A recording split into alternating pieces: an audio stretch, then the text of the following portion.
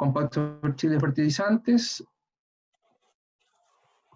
Esta es el esquema de la fuerza de venta y el departamento técnico que Compo en Chile. El gerente general es don William Rojo. Luego hay dos subgerencias, que es Rogelio Mardones en la zona norte, Luis Flores en la zona centro-sur, y luego está la fuerza de venta, que está en cada región, quien les habla, Pablo Escudero, Marco Rojas también en la zona norte, en la quinta región el representante Francisco Zapico, en la zona central Claudio Vicencio, en la sexta región es Karen Meyer con Daniela Ibáñez, ¿okay? Y en las otras zonas sería Francisco Far, séptima, Luis Centeno, octava, y sur Lautaro Ríos, lo que es investigación y desarrollo, a cargo de Jimena Flores, en todo lo que es investigación en la zona NER, en la zona centro-norte, liderado por José Gutiérrez y Hernán Camacho, ¿ok? Eso es lo que es la fuerza de Compo Expert en Chile. Y, por supuesto, esta exposición está auspiciada por Bitánica Receta, es un producto, es un bioinoculante de prevención biológica, tiene un triple efecto de acción, cero residuo, se puede utilizar vía foliar y también vía fertirriego, y el efecto sería inoculación.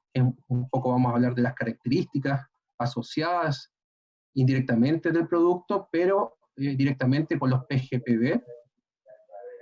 El contenido de Bitánica es una cepa patentada por Compo, la R6RX, con una cantidad importante de unidades formadoras de colonia que vienen como endospora, ¿ok? También tiene una composición de 33% de Basfoliarquel y también tiene nitrógeno y potasio, ¿ok? ¿Qué es Bitánica Receta? Es un producto de triple acción, bioestimulante, bioprotector y bionutricional, o sea, multiacción. Este es un poquito el esquema de cómo funciona o los efectos que tiene Bitánica Receta a nivel de suelo y foliar. Tiene un triple efecto, les comentaba: bioprotección, bioestimulante, bionutrición, y por supuesto una cantidad y un listado importante. Cuando hablamos de bioprotección estamos hablando de antibióticos, lipopéptidos, efectos hidróforos, compuestos orgánicos volátiles. Cuando hablamos de estimulantes hablamos de actividad auxínica, ¿ok?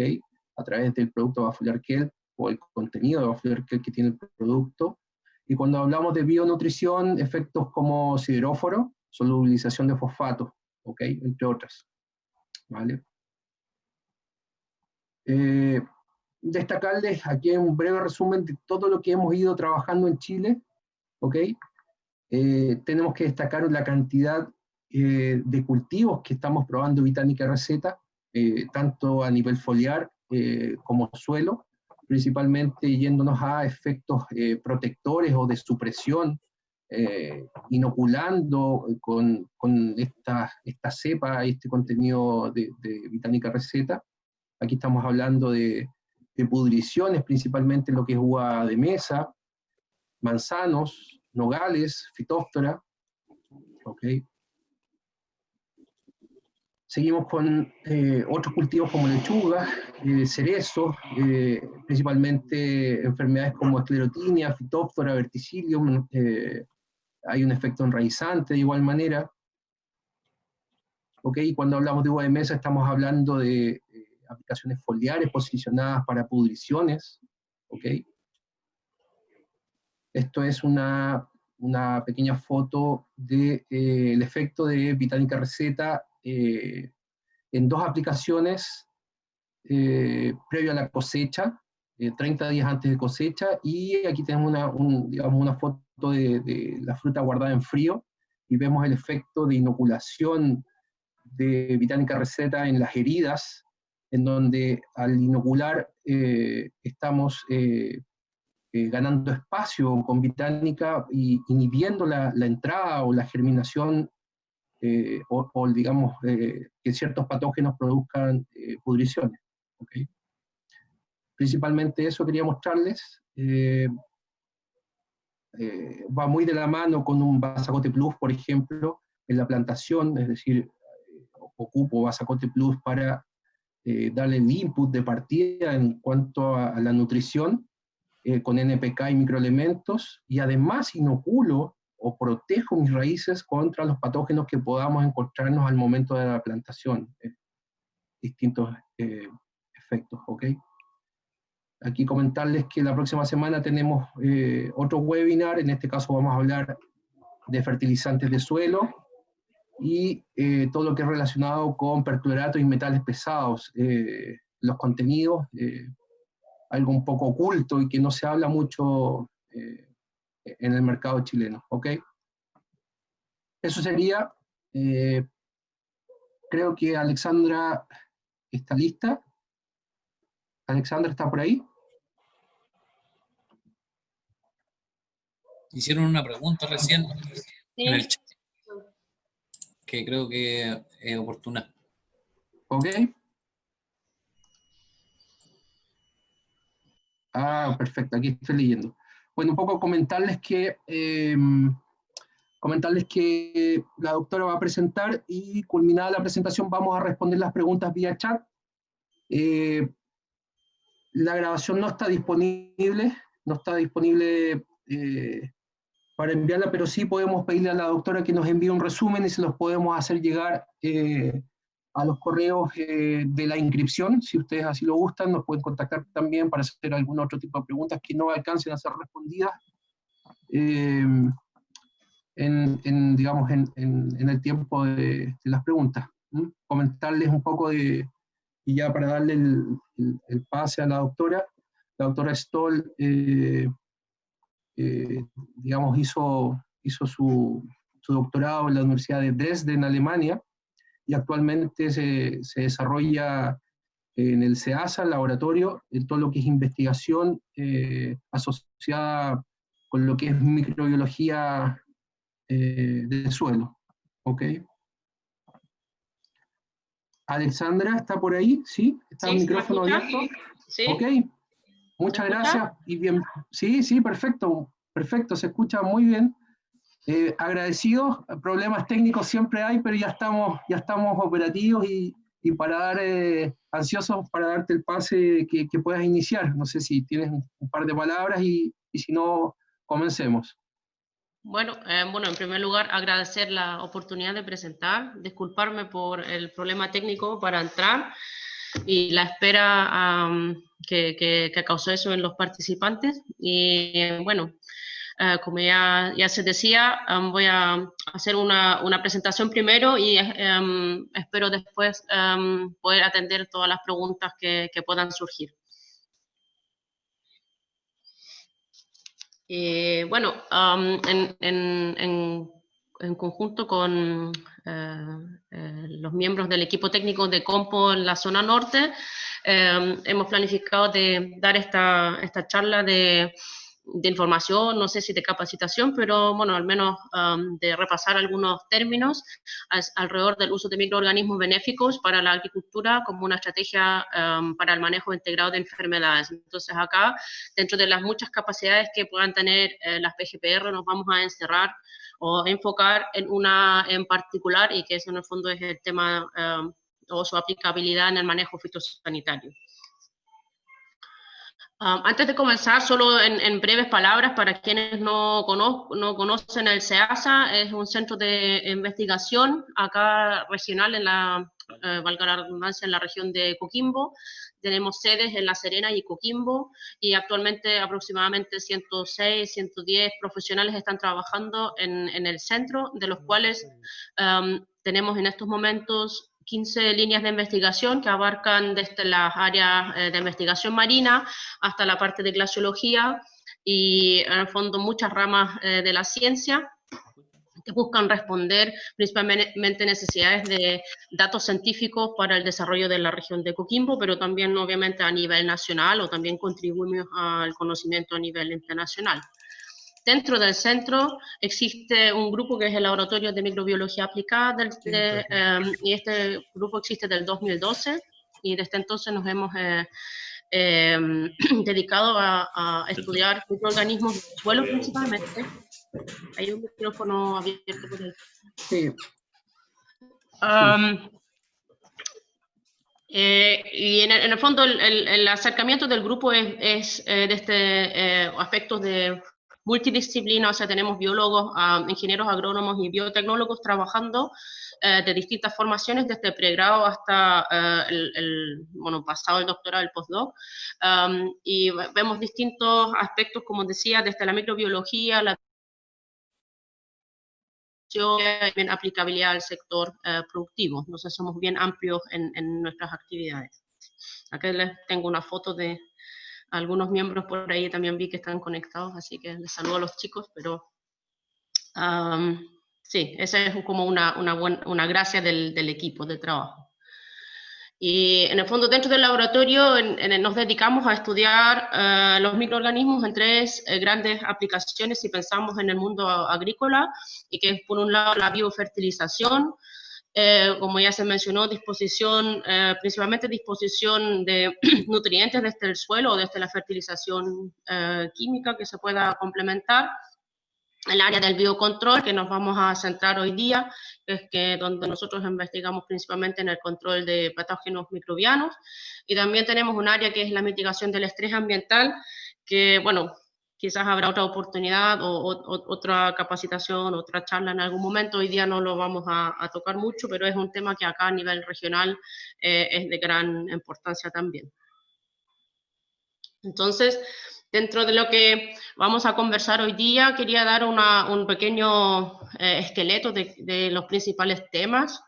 Bueno, y ahí ya eché una mirada al cuestionario que muchos participantes han llenado, y vi que varios de los términos son bien conocidos ya, así que, bueno, va a ser una repasada por la memoria, pero también quizás hay uno que otro de los términos que vamos a escuchar hoy día, quizás lo hayan escuchado, pero no tengan del todo el significado presente.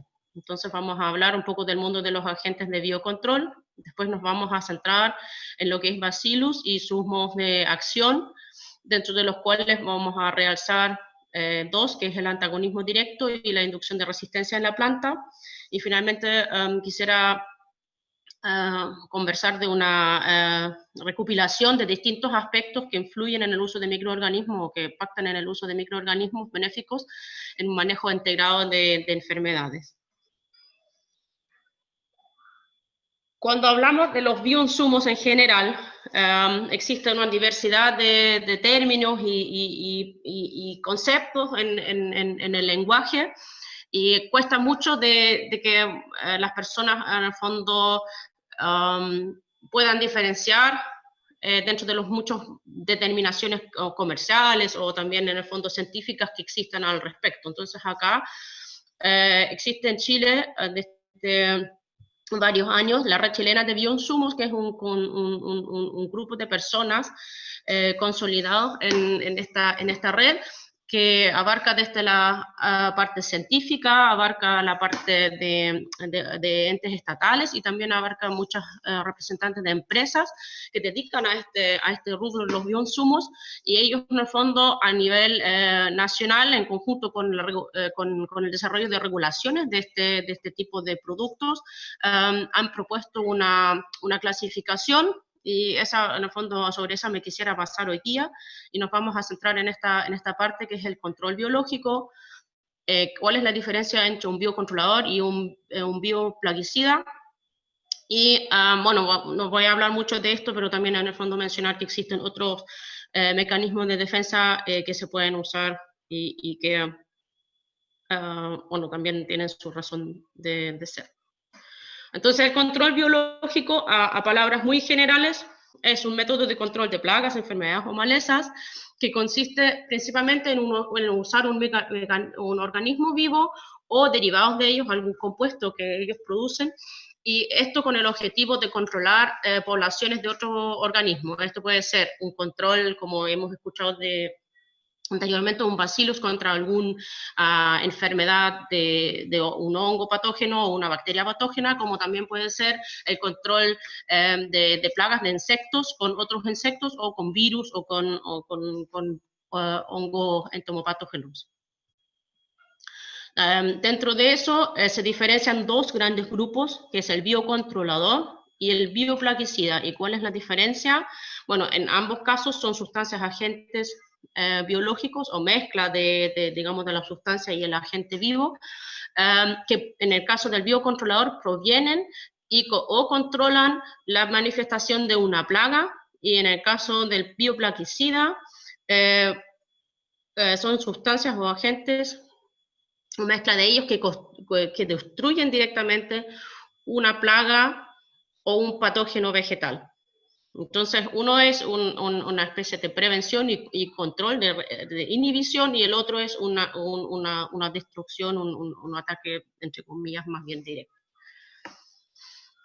Dentro del mundo de los productos de control de enfermedades a nivel internacional, existe una gran gama de productos acá abajo, una gran gama de productos sintéticos y un muy bajo porcentaje de pesticidas. Hay aproximadamente un cuarto que es de origen bacteriano, de origen microbiano, y dentro de eso una gran parte son de orígenes bacterianos. Y si dejamos fuera el control de patógenos por Bacillus thuringiensis y nos concentramos en lo que más tiene que ver con el control de enfermedades fúngicas en plantas, podemos ver que hay principalmente tres grupos de microorganismos que se usan mucho en este contexto a nivel de bacterias. El primero es el Agrobacterium, los segundos son distintas cepas de Pseudomonas, y finalmente está todo el grupo de Bacillus subtilis y parientes. Entonces acá, dentro de los parientes, hay Bacillus amelioidefaciens y Bacillus velecensis, y en el fondo, solo este es un tema más bien de taxonomía y uso correcto del nombre actual científico.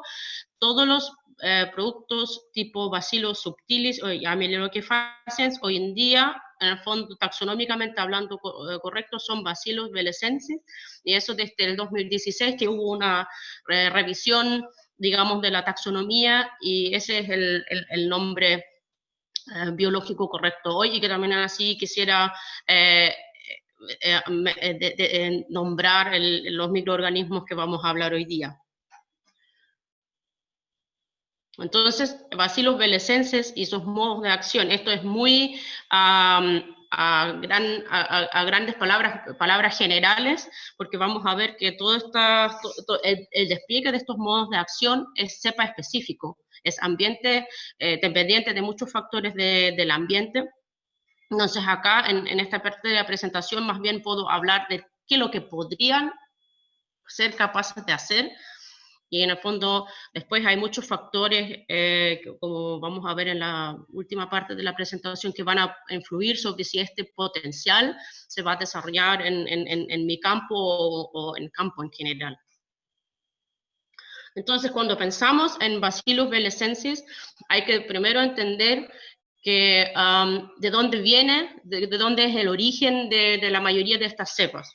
Entonces, si aquí vemos en el esquema, la planta vive rodeada de distintos otros organismos, no vive sola en el suelo ni en el campo.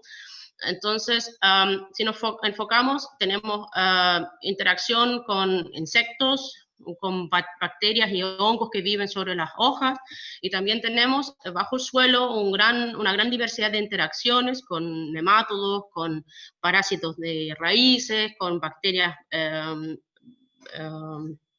y hongos patógenos que viven en el suelo, muchos microorganismos que son neutros para las plantas, y también tenemos un grupo de microorganismos que asocian y potencian en el fondo el crecimiento de la planta a través de esta interacción, esta colaboración que se genera a nivel de raíces. Dentro de los cuales en el fondo muchos son conocidos como los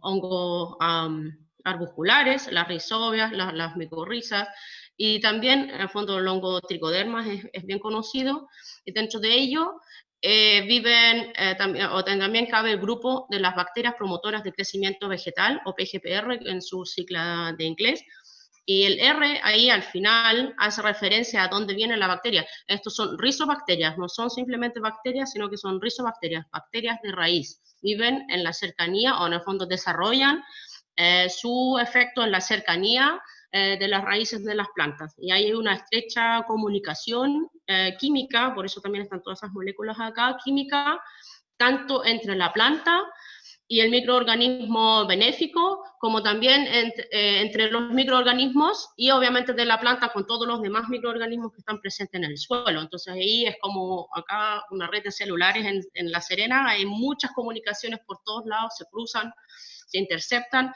y en el fondo de repente hay colaboraciones entre microorganismos, como también pueden haber reacciones de antagonismo entre los microorganismos, y también así la planta puede atraer o repelar a través de distintas sustancias que exuda al suelo, que en el fondo segrega al suelo, puede atraer o repelar ciertos microorganismos que en el fondo le favorecen o que tengan necesidad en algún momento determinado, por ejemplo, por estrés o por presencia de una plaga. Es un sistema también, como toda interacción entre seres vivos, es un sistema bien complejo, ¿no? Entonces, ¿cuáles son características de Bacillus belicenses que le hacen ser tan interesante para el uso biotecnológico y el uso en el contexto agrícola? Bueno, en primer lugar, son capaces de vivir en contextos ambientales muy diversos. Son bastante versátiles en su capacidad de sobrevivir y establecerse en distintos tipos de suelo y con distintos cultivos. Tienen la capacidad de formar endoesporas, que son, en el fondo, si acá vemos en la imagen, lo rojo, en las líneas rojas son las células del bacillus, las células, en el fondo, activas, y si vemos que hay unos puntos como medios entre verde y celestes, ahí entre medio, estos son las endoesporas. Esas endoesporas son formas de perduración de esta cepa microbiana o de estos microorganismos, y estas cepas, estas endoesporas son en el fondo muy lejanamente comparable con semillas de plantas, y en el fondo en ese estado de espora el microorganismo es muy resistente a muchas condiciones adversas del ambiente. Entonces, por ejemplo, es resistente a las altas radiaciones, a temperatura, altas temperaturas. Aquí estamos hablando de altas temperaturas de más o menos 80 y más grados en un microorganismo que está acá afuera en el suelo. Después, pueden resistir, por ejemplo, periodos de sequía o de baja presencia de nutrientes en el ambiente en ese estado de espora. Entonces, es justamente ese estado de espora que también lo hace ser un ser vivo muy atractivo para la parte de biotecnológica, porque en el fondo, si es tan resistente el estado de la endoespora, yo puedo hacer productos de larga duración, basándome en que el microorganismo vaya a formar endoesporas en algún momento de su ciclo de vida, y en ese estado de endoespora puede perdurar un buen tiempo sin tener que tener mayores cuidados como bajas temperaturas para el guardar del producto, etcétera, ¿no? Obviamente tampoco hay que exagerar y exponerlo al pleno sol, por ejemplo, pero en el fondo haciendo un buen manejo de un producto a base de bacillus permite en el fondo de resguardar el microorganismo activo entre un año y medio, hasta 2 años de vida desde que se salió de la fábrica hasta que el agricultor lo pueda usar. ¿Y por qué el microorganismo, además de todo eso, es tan interesante? Bueno, porque dentro de su genoma destina aproximadamente el 8%, eso es un porcentaje bastante alto, a la síntesis de metabolitos secundarios, que en el fondo mejoran su competitividad en el mundo suelo, o sea, en su interacción con otros microorganismos. Ahí entran en juego distintas moléculas de señalización con otros microorganismos, entran en juego distintos compuestos que vamos a ir conociendo más adelante, obviamente toda la interacción química que puede generar con la planta, y también su capacidad de a lo largo de su ciclo de vida diferenciar y cumplir ciertas funciones dentro de la colonia microbiana. Entonces, cuando eso es algo muy, muy conocido cuando uno estudia el efecto de estos microorganismos, ¿qué es lo que vemos cuando usamos microorganismos benéficos, en este caso un bacillus, versus distintos productos establecidos en el mercado o productos convencionales del control biológico? Entonces les quise aquí traer un ejemplo. Este es un ensayo que nosotros hemos hecho, que bueno, más bien Williams ha hecho, que está por ahí en el público, y acá lo que quisimos hacer es demostrar el efecto del uso de un microorganismo benéfico, en este caso un bacillus, sobre el control de Botrytis cinereas en tomate. Y acá en el laboratorio nosotros principalmente trabajamos con aplicaciones a raíz. Entonces acá todo lo que ven en las fotografías, no hicimos una aplicación foliar de los microorganismos, sino que una aplicación a raíz. Entonces acá en primera CS es el control sano. Esa es una planta que dentro del ensayo nosotros la usamos como un control negativo, por así decir, de que la planta de tomate, sin estar enferma, de qué forma crece. Ahora también, obviamente, como el ambiente tiene presencia de esporas, hubo cierta incidencia acá en el control sano de patógenos, pero muy poquito. Y de aquí, de este control sano a la... bueno, de mi lado a la derecha, todos estos tratamientos fueron asperjados con una carga muy alta de esporas de Botrytis. Entonces acá lo que hicimos fue forzar de que los microorganismos, en el fondo Botrytis, enferme estas plántulas de tomate que tenían más o menos en la edad del trasplante, más o menos un mes y una semana de edad al momento de partir este ensayo. Entonces aquí tenemos el control enfermo y con esta alta carga de Botrytis en el sistema, nosotros obviamente logramos que la planta enferma en nuestro ensayo se enfermara completamente. Estas plantas no tuvieron más ningún tratamiento que solo la aplicación de Botrytis. Después tenemos acá 3 tratamientos con aplicación de distintas cepas de bacillus. Y acá al final tenemos un tratamiento de un producto químico que es Belis para el control de patógenos fúngicos. Entonces, obviamente, Belis sí fue una aplicación a la parte aérea porque ese es el modo de aplicar este producto. Y lo que podemos observar en este gráfico es lo que muchas veces ocurre cuando uno usa microorganismos benéficos. Su capacidad de controlar difiere entre las distintas cepas. Eso no quiere decir que esta cepa el día de mañana en otro ensayo también vaya a ser la que mejor controló el patógeno, o que en el fondo esta otra cepa o esta otra cepa en el día de mañana vayan a ser peores controladores que este, sino que eso tiene que ver con la capacidad, bajo las condiciones del ensayo, de desplegar todos los mecanismos que poseen estos microorganismos benéficos. Ahora, cuando hablamos de control biológico con cepas que en el fondo tienen buenas capacidades, generalmente en casos de Botrytis nuestra experiencia es que se pueda reducir entre un 60 a 90% de la incidencia en las plantas. Entonces eso, comparado con los fungicidas convencionales, es un rango bastante atractivo. La pregunta entonces es, ¿qué hace que estas 3 cepas acá en el medio sean diferentes en su capacidad en este ensayo o cualquier otro contexto que pueda haber? Entonces, acá hay que mirar el Bacillus bellecensis no solamente por un mecanismo que me gustaría usar, sino que en el fondo hay que ver que es un ser vivo que despliega una serie de modos de acción en interacción con la planta en este caso. Entonces tenemos actividades que tienen que ver, o parte de la interacción que tiene que ver con la promoción del crecimiento vegetal. Se sabe que los bacillus bellecensis son capaces de producir fitohormonas de distinta índole. O sea, en el fondo tenemos gibberelinas, tenemos auxinas, fitoquininas, y son capaces en el fondo el microorganismo produce esto fuera de la planta, y en el fondo estas fitohormonas pueden ser absorbidas y incorporadas por parte de la planta en sus procesos metabólicos, y en el fondo con eso aumenta la concentración de las fitohormonas endógenas producidas por ellas mismas, y eso cambia su desarrollo o su crecimiento en el tiempo.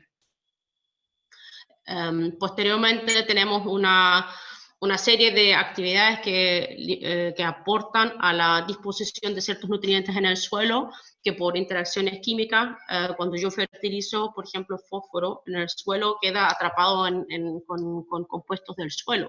Entonces yo puedo tener alta tasa de aplicación de fósforo en mi manejo de cultivo, pero al momento de que si esto está disponible o no para la planta, yo creo que en agricultura se sabe muy bien que la efectividad de la fertilización fosfatada es bastante baja. Generalmente alrededor del 20% del fósforo que yo aplico queda finalmente disponible para la planta y el resto es retenido en el suelo. Bueno, estos microorganismos son capaces de cambiar localmente estas condiciones que retienen el fósforo en el suelo, y lo biodisponen en la cercanía de las raíces y la planta lo puede absorber. También tienen capacidad de producir otra serie de compuestos como los poliamines, que en el fondo son sustancias que yo les puse así como sustancias orgánicas contra la vejez muy globalmente. Tienen que ver con el desarrollo de senescencia en la planta, con en el fondo el control de error de agentes de oxígeno dentro de la planta, que son compuestos dañinos a nivel celular. Entonces los microorganismos son capaces de producir este tipo de sustancias que controlan los niveles y muchas veces reducen los niveles de estos compuestos propios de la planta, pero que son dañinos, y con eso en el fondo mantienen o extienden por cierto tiempo, entre comillas, la juventud de la planta. Y después nos pasamos a otro tipo de interacción que en el fondo es bajo el contexto de infección, por ejemplo, con un patógeno. Y ahí tenemos los antagonismos directos, que ya hacen sobre la producción de ciertas enzimas de lisis. Por ejemplo, son capaces de romper estructuras de celulosa o de quitina, de quitina, que son parte de la pared celular de un hongo patógeno. Son capaces de producir distintos compuestos de efecto antibiótico, tanto contra hongos como contra bacterias, y también de distintos compuestos volátiles que, más que ser un control directo, modulan muchas veces también en paralelo la respuesta de la planta. Finalmente tenemos sus capacidades de competir por espacio y por ciertos nutrientes con otros microorganismos. En el fondo acá, si yo el esquema de fondo sería, yo tengo un microorganismo benéfico y tiene cierta capacidad de crecer o de colonizar un espacio, y con eso desplaza obviamente otros microorganismos, y que en ese caso podrían ser patógenos. Y también, por ejemplo, son capaces de atrapar una fuente nutritiva, que en este caso, por ejemplo, el hierro, que si bien es bien común, pero es poco biodisponible. Entonces acá los microorganismos desarrollan o producen y liberan estos sideróforos en un perfil que es propio de ellos, y que en el fondo les permite de capturar hierro desde el suelo para su crecimiento. Acá también, cuando avancemos en la presentación, también vamos a rozar un poco el tema de movilidad y formación de enjambre, que no quiero entrar en este momento tanto en ese aspecto. Y finalmente tenemos la inducción de resistencia sistémica, que acá, que voy a dedicarme más adelante, y que acá solamente la resumí como una especie de fortalecimiento del sistema inmune de la planta por parte de este microorganismo benéfico, en este caso un bacillus. Eso también lo pueden hacer otros microorganismos, pero acá, como nos centramos en bacillus, nos vamos a también en el detalle de la información central en lo que se sabe como los bacillus generan la inducción de resistencia. Dentro de la presentación no me da el tiempo para hablar de todo, entonces me voy a enfocar en lo que es algo del antagonismo directo y un poco los aspectos de la inducción de resistencia sistémica. Entonces, si pensamos en lo que es antagonismo directo, uno de los mecanismos más conocidos en los bacilos es su capacidad de producir lipopéptidos. Acá en los lipopéptidos se pueden distinguir distintos grupos o familias de lipopéptidos, que tenemos por un lado las iturinas y las fengincinas, y por el otro lado las surfactinas. En todo caso, en cualquiera de las tres familias que existen, la formación no está del todo predescrita por lo que es la información en el genoma, sino que durante su proceso de producción en el microorganismo hay una parte en su configuración final que uno podría decir que es más bien aleatoria.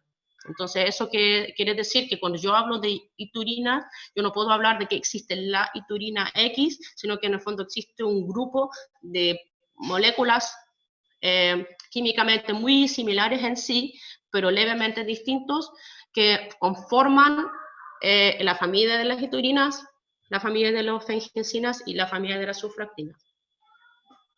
Eso es bien importante porque en diferencia con, por ejemplo, un fungicida convencional, que es un solo compuesto activo, acá tenemos una mezcla de compuestos activos algo similares entre sí, pero no idénticos. Entonces, lo que se describe generalmente es que iturinas y fengincinas tienen un vínculo con la antibiosis, con el antagonismo directo del microorganismo, en este caso del bacillus, sobre otros microorganismos, mientras que las surfactinas, en su gran mayoría, son más mencionadas en el contexto de la interacción y señalización con la planta. También tienen una función importante, como vamos a ver más adelante, en la señalización dentro de la cepa de Bacillus velecenses que yo estoy usando. O sea, en el fondo es mientras que la antibiosis es contra otros, acá el surfactina es una comunicación benéfica entre las células de la misma cepa y una interacción con la planta. Entonces, aquí en esta parte nos vamos a quedar con la producción de lipopéptidos en el contexto de antagonismos. Y cuando usamos la fracción de lipopéptidos que pueda producir una cepa, tienen un impacto bien fuerte, en primer lugar, sobre el desarrollo de las hifas del hongo. Entonces, acá les traje unas fotografías de un microscopio de rastreo, donde podemos ver en la imagen acá arriba el micelio de Botrytis cinerea en condiciones control, o sea, en el fondo el hongo creciendo felizmente en una placa bien alimentado, hace hifas bien estructuradas y bien formadas, y en el fondo cuando aplicamos los lipopéptidos producidos por cepa 1 o por cepa 2, vemos que esta estructura bien formada de las hifas se empieza a descomponer. Vemos que en el fondo las hifas se empiezan a hinchar, se forman estos globos, acá también se ve, acá también, y hay un crecimiento de las hifas bien deformadas. Entonces, eso tiene que ver justamente con la acción de las iturinas y las fengincinas, que tienen un impacto directo sobre cómo se estructura la pared celular del hongo. Entonces, si llevamos esto a placas, aquí tenemos felizmente creciendo en la placa control Botrytis cinerea, y acá tenemos en esta placa, acá tan abajo también, aplicación de una sola cepa, 5 veces la misma cepa, y el mismo Botrytis, acá también este es cepa 2, y el mismo Botrytis acá en el medio, tanto la placa control como la placa con el microorganismo benéfico, y llevan creciendo aproximadamente 6 días en este espacio. Lo que podemos observar es que cuando yo tengo el microorganismo, en este caso el Botrytis cinerea, creciendo solo, es capaz de cubrir bien en el tiempo todo el espacio de la placa, tiene un desarrollo bien homogéneo a lo largo a la extensión de la placa. Después, si yo aplico un microorganismo benéfico, yo puedo observar dos cosas. En primer lugar, yo puedo observar que el hongo, que es acá esta estrella que se va formando en el medio, tiene un crecimiento bastante más reducido, y eso por dos efectos que puedo observar en la placa.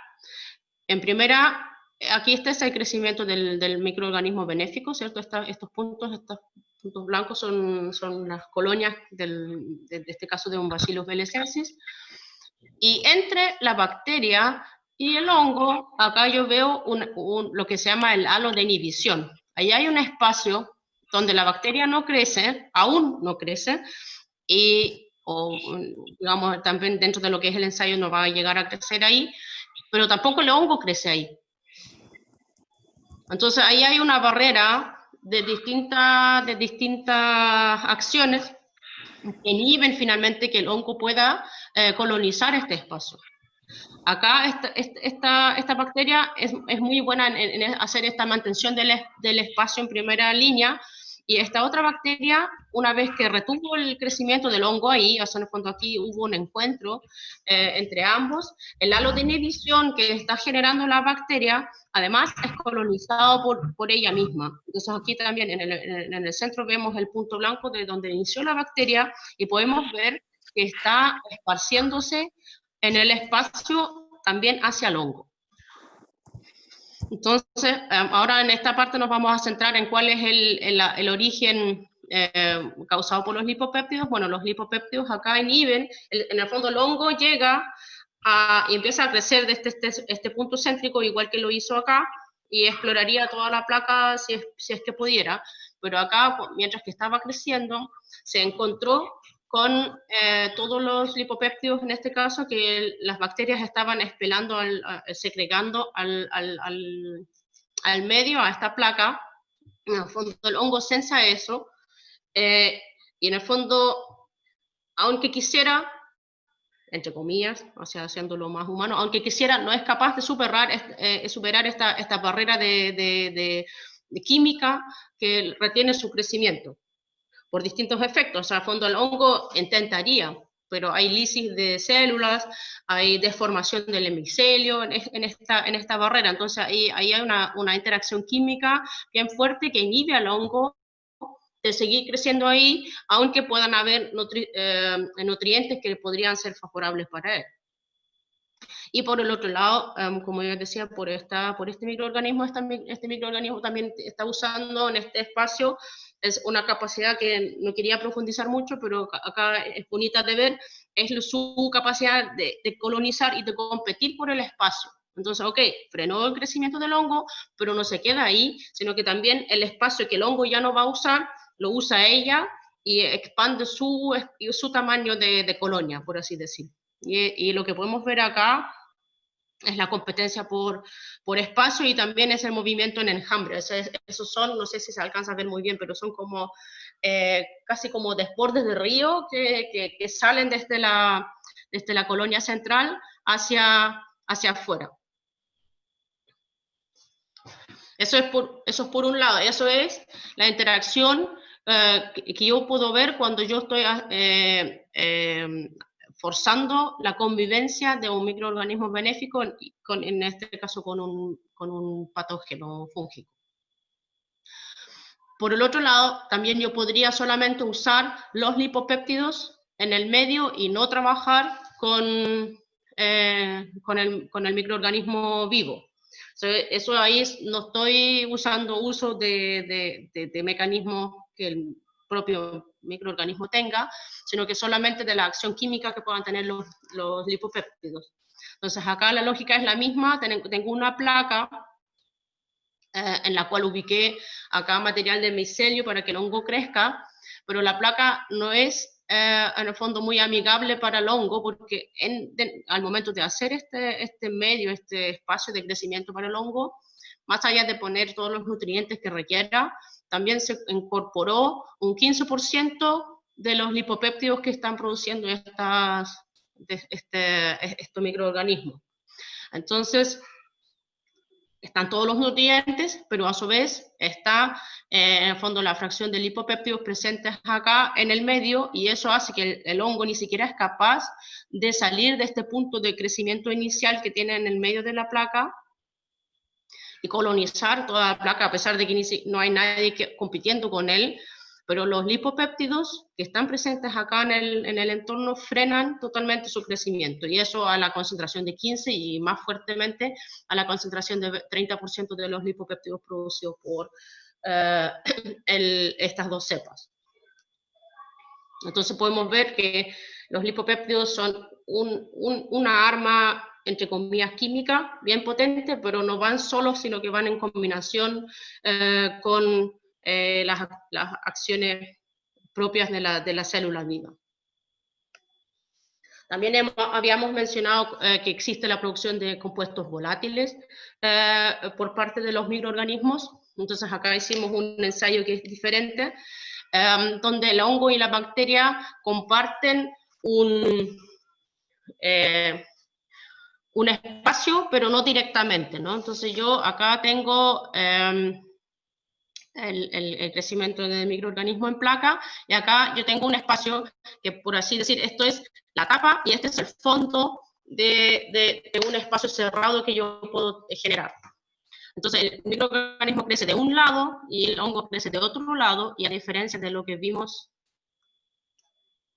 a ver, acá donde están compartiendo el mismo espacio, acá están separados físicamente. Entonces la única manera de interactuar entre el hongo y la bacteria acá es por la producción de volátiles.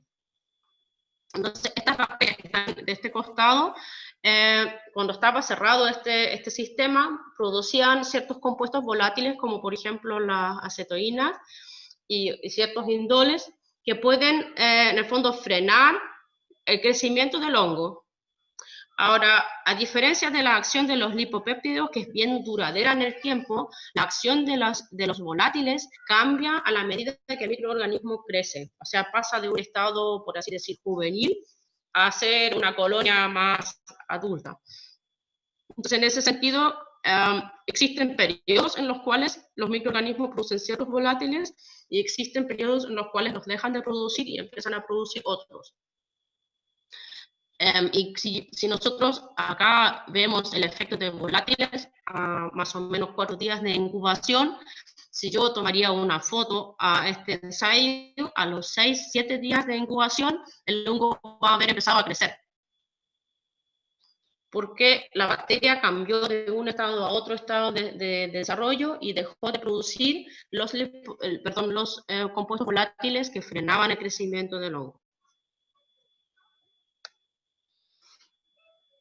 Dicho eso, vamos a pasarnos a lo que es los mecanismos vinculados a la inducción de resistencia sistémica en la planta, y este que yo mencioné anteriormente, fortalecimiento del sistema inmune de la planta. Entonces, cuando una planta enfrenta un patógeno, es igual que nosotros con nuestro sistema inmune, generalmente lo que se da es la planta en algún momento tiene contacto con el patógeno, ojalá en una parte muy reducida, es capaz de combatir ese patógeno, genera ciertos sensores que son capaces a futuro de reconocer y con eso, en el fondo, genera herramientas eficientes para defenderse a un segundo, tercero.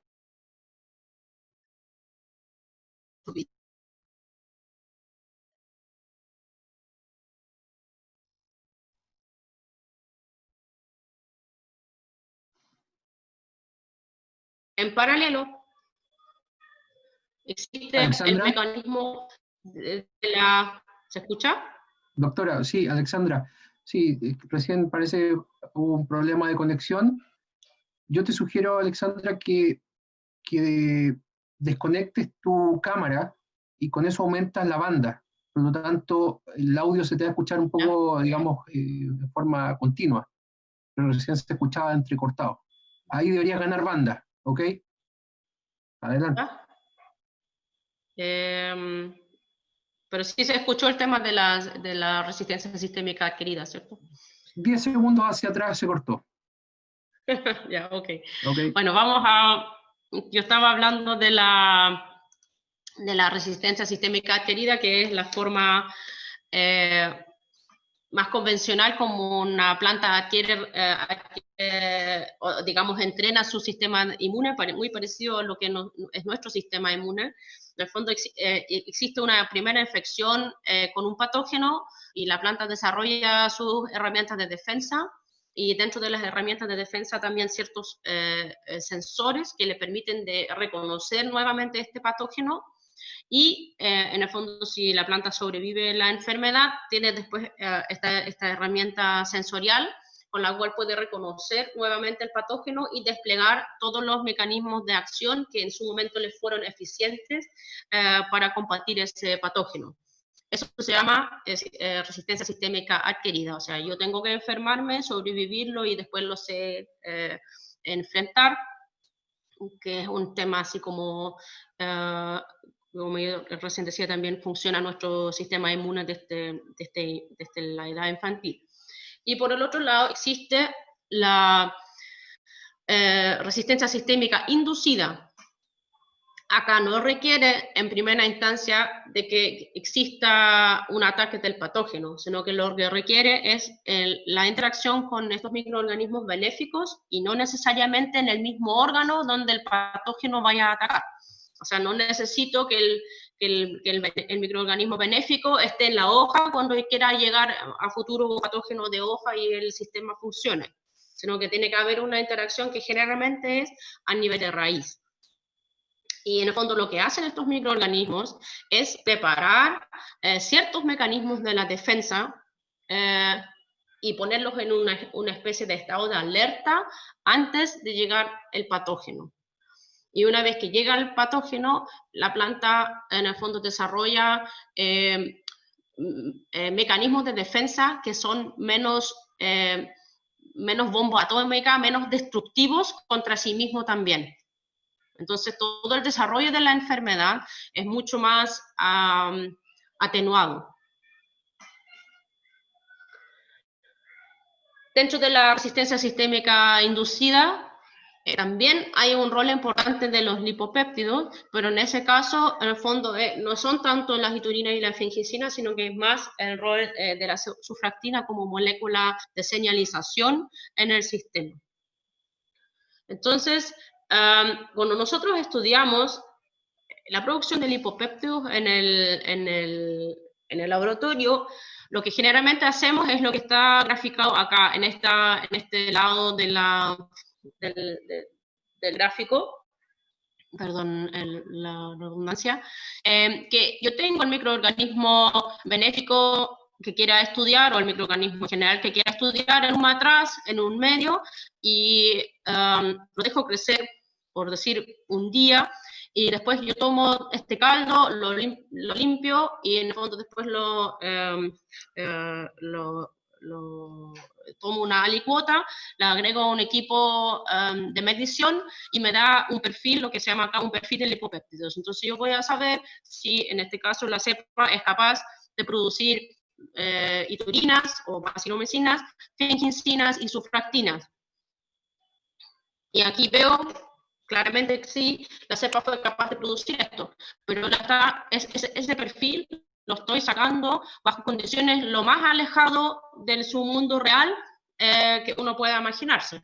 Porque aquí está sin competencia con otros, acá no tiene interacción con ningún otro ser vivo, ni siquiera con la planta, y en el fondo generalmente tiene nutrientes de sobra para llegar a producir o llevar a cabo su metabolismo según entre comillas, quiera.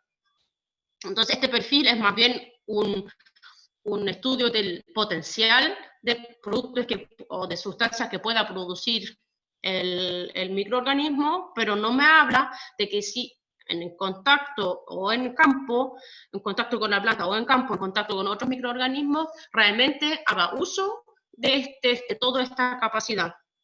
Entonces acá lo que hicimos nosotros a consecuencia fue tomar el microorganismo en este mismo sistema, pero ya no solo, sino que lo hicimos interactuar con las raíces de las plantas. Y de nuevo sacamos el perfil de producción de lipopéptidos, y en el fondo no fue solamente una planta, sino que aquí tenemos una planta que estaba sana, solamente está la planta con la bacteria benéfica, con el bacillus. Acá tenemos la planta con el bacillus primero, y al día enfermamos la planta. Y acá tenemos la planta, la enfermamos y al día agregamos el microorganismo benéfico. Y ese es solo para ir jugando con las distintas probabilidades en la naturaleza.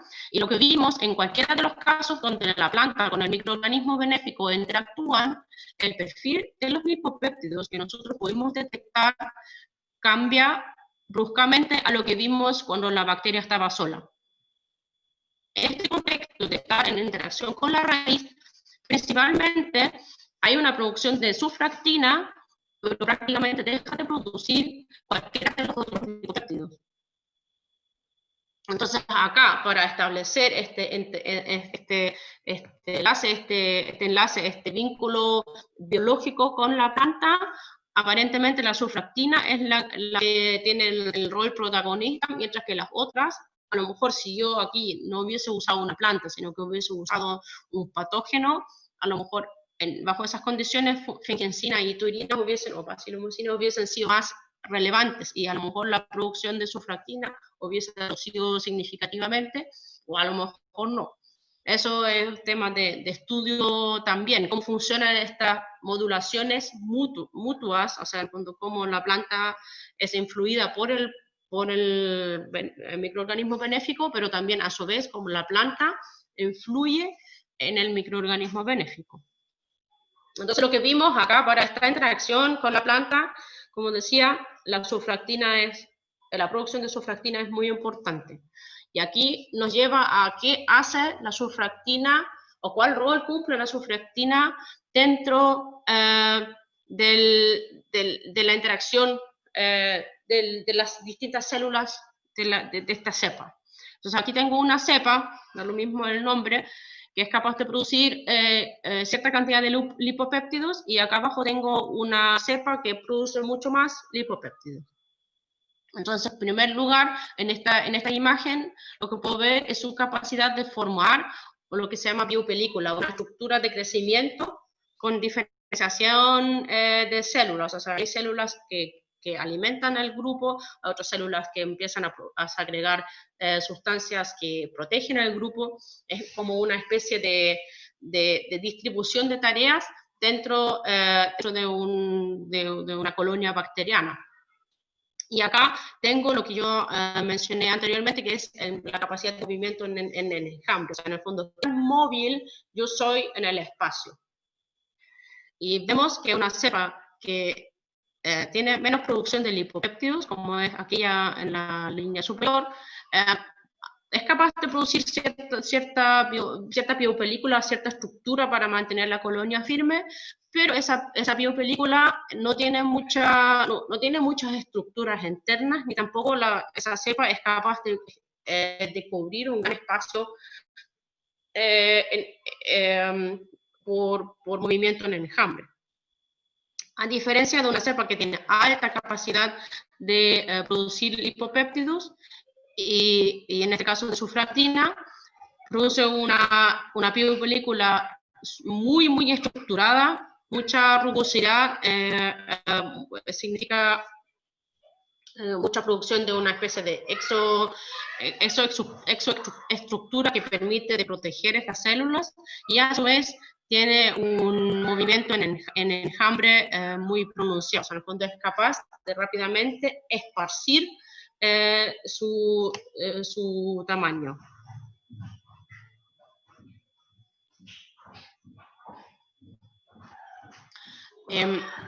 Eso traducido en su capacidad de sobrevivir o colonizar distintos espacios de una planta. Entonces acá tenemos dos cepas, con las mismas dos cepas que vimos recién, con dos capacidades diferentes de producir lipopéptidos. La cepa 1, que es la superior, no es capaz de producir muchos lipopéptidos, de surfactina, y la inferior sí que produce bastante surfactina.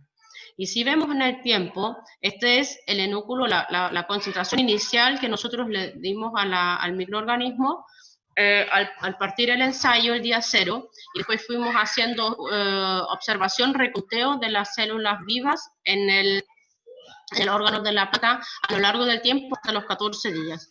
Entonces acá, en el caso de la hoja, podemos ver que la bacteria 1, la bacteria 2, la de abajo, que tiene mucha producción de surfactina, es capaz de sostenerse con altas concentraciones más que una semana en la superficie de la hoja, y después, en el fondo, empieza a decaer su concentración de una semana hasta los 12 días, versus el otro microorganismo que rápidamente, dentro de los primeros días, en el fondo pierde totalmente el número de células y después se queda en concentraciones muy bajas hasta casi desaparecer hasta el final del ensayo. Y si eso llevamos a cómo se ve su capacidad de colonizar la hoja, lo vemos acá en estas imágenes, al día 7, o sea, más o menos por acá, estos microorganismos están muy aislados, muy poco crecimiento, hacen un intento de estructurar colonias más fuertes, pero finalmente no logran establecer si al día 21, al final del ensayo, prácticamente están todos muertos. Versus la otra cepa, que vemos al día 7, su capacidad de colonizar el espacio cercano a la estoma de la hoja, la parte respiratoria de la planta. Vemos a los 14 días que está formando colonias bien estructuradas, y no sé si se alcanza a diferenciar, que hay como una especie de hilitos, como una especie de chicle estirado por encima de las bacterias. Y eso es, en el fondo, el comienzo de la formación del biofilm, de una especie de manta protectora sobre esta colonia de microorganismos. Y acá vemos que, a diferencia de esta cepa colonizó los espacios más protegidos que puede tener la hoja, que es justamente el vallecito que se forma entre las distintas células de la epidermis en la hoja. Entonces ahí, en el fondo, está protegido por ejemplo, del viento, hay menos exposición a ciertas horas del día a la radiación solar, etc. Y dentro de ese espacio más protegido está generando su protección de biofilm. Entonces, un segundo, por favor. Auxilio.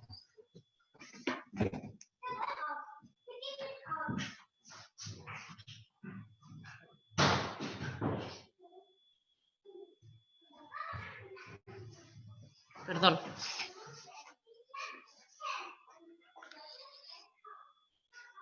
No te preocupes, Alexander. Dale, está bien, Entonces, no te preocupes. ¿Dónde está? La capacidad de colonización. Entonces, ¿por qué parto con el tema de hoja? Porque hoja, si nos acordamos que en la mayoría de los Bacillus belicensis son de origen de raíz, de contexto de crecimiento en el suelo, exponerlas a crecer en hoja es un desafío ambiental muy fuerte para el microorganismo. El suelo, a pesar de que pueda parecer muy seco, mantiene ciertos niveles de humedad que en la hoja, por exposición al ambiente, no son iguales. En el suelo tengo mucha o menor radiación solar versus la hoja. En el suelo tengo un régimen de temperatura diferente versus el de la hoja. Y sobre todo en el suelo tengo disposición de nutrientes muy diferentes al contexto de crecer en la hoja. Entonces, cuando yo quiero usar un microorganismo benéfico en aplicaciones foliares, hay muchas consideraciones desde el aspecto biológico de este producto que estoy usando, o de este microorganismo que estoy usando, que hay que pensar y hay que evaluar, versus su aplicación en raíz, donde generalmente es su hábitat natural. Entonces, aquí vimos que las dos cepas respondían muy diferentes ante un ambiente que para este tipo de microorganismos es bien hostil, como es la hoja. Entonces, si tenemos los mismos dos microorganismos, y los aplicamos en suelo, vemos que a pesar de que no produzcan la misma cantidad de surfactina y a pesar de que no son capaces de sobrevivir de igual forma en la hoja, en raíces sí lo hacen. En raíz, en el fondo, el mundo es totalmente diferente. Acá yo veo patrones de colonización, patrones de sobrevivencias muy similares entre ambas cepas.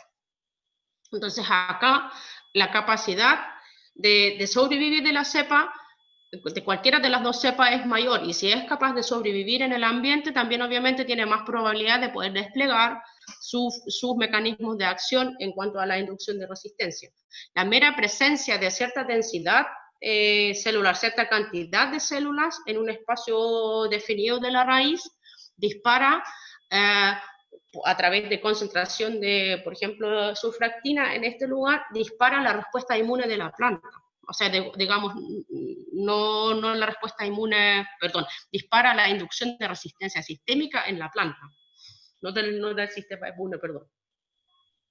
Entonces, la planta sensa, en este caso, por ejemplo, la concentración de surfactina en conjunto con otros compuestos, y con eso, en un punto o varios puntos dados de su raíz, no hay que imaginarse que esté entero embebido o empapado con esto, sino que son puntos, localizaciones puntuales que generan acá el efecto, y en esos puntos particulares, cuando la concentración de los lipopéptidos, de las moléculas señalizadoras, como la surfactina, llega a superar un valor umbral, una concentración mínima, yo produzco una reacción en la planta.